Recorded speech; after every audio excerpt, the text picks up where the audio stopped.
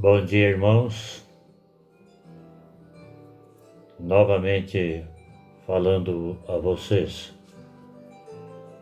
Eu tenho um prazer imenso em falar da palavra, tentar ajudar a caminhada espiritual de cada irmão, dos amigos. Tenho muito prazer nisso. Sou muito grato a Deus por Ele me dar a oportunidade de conhecer a palavra, poder entendê-la e aplicá-la à minha vida e poder compartilhar isso com os amigos, com os familiares, com os irmãos.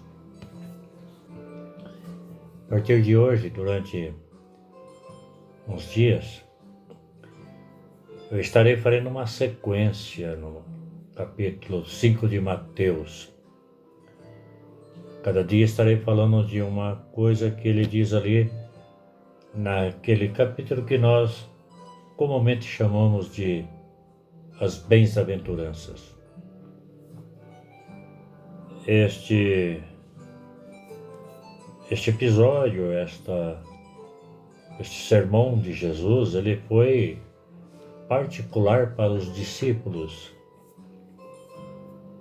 E eu creio até que ele estava preparando os discípulos para aquilo que eles iriam viver logo após a partida de Jesus.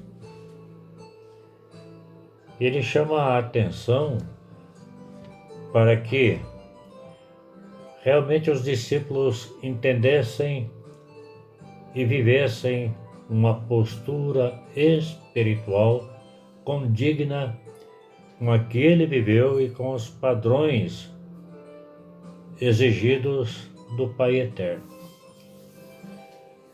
E o texto, hoje nós vamos nos ater ao versículo 3, embora leiamos do 1 ao 3, mas aí por diante um versículo por dia.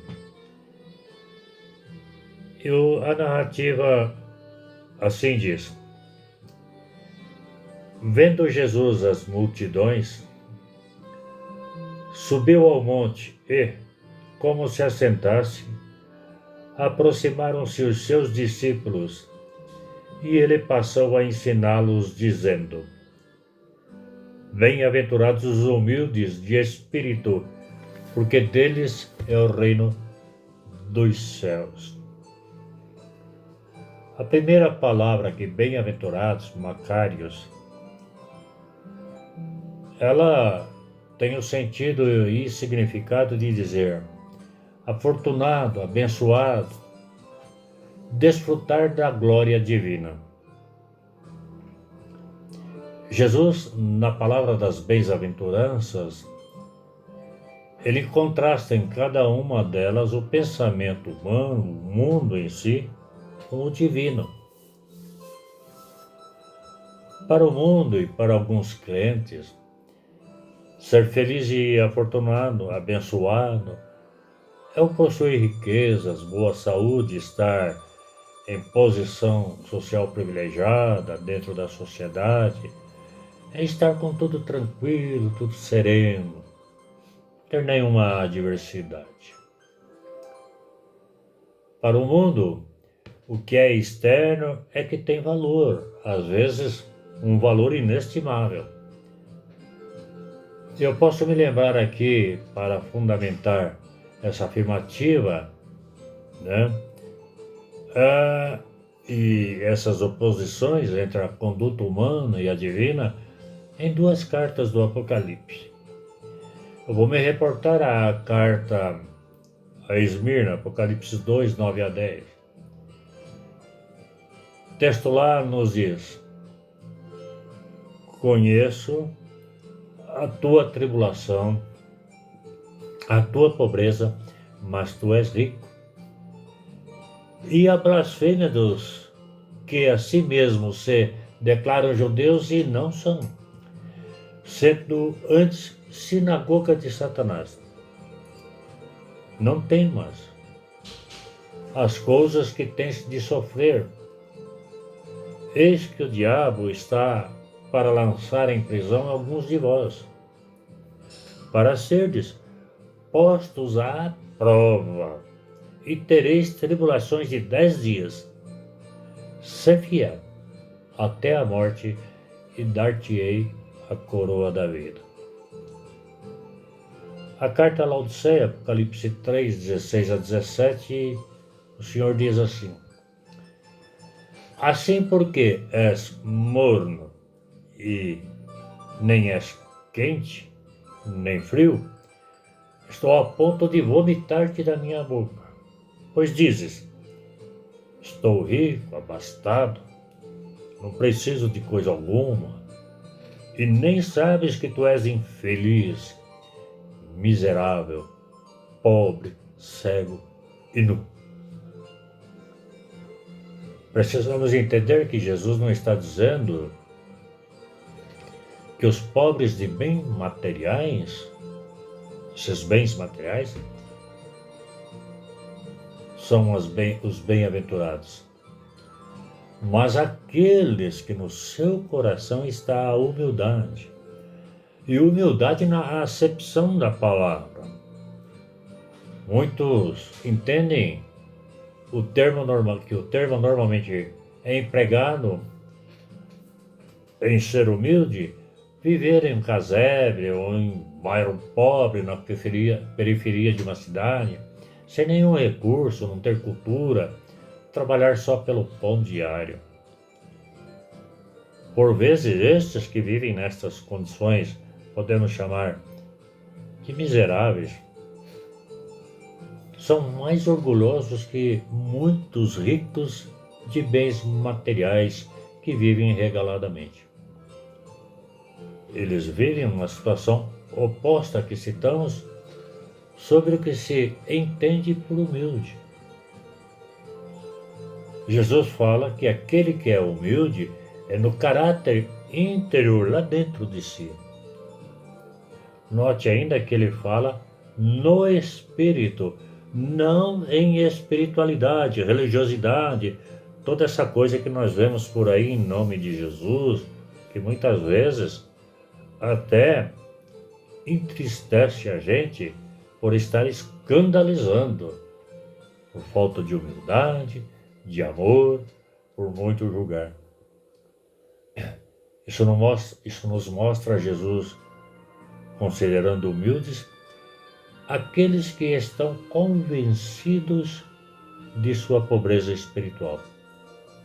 São conscientes de que são realmente pecadores, carecem da misericórdia do Senhor, do seu perdão diário, de sua assistência, pois sentem-se incapazes de serem plenamente santos e puros aos olhos de Deus.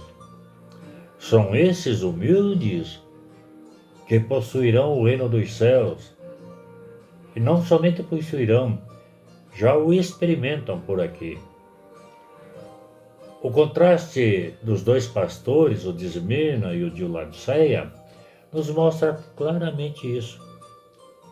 Um ali oprimido, sentindo-se pobre, incapacitado, dependente do Senhor. A este o Senhor lhe diz, tu és rico. Ao de Laodiceia, que se sentia seguro, rico, abastado, autossuficiente, eu sou eu. Jesus lhes diz que ele é pobre, nu, cego e infeliz.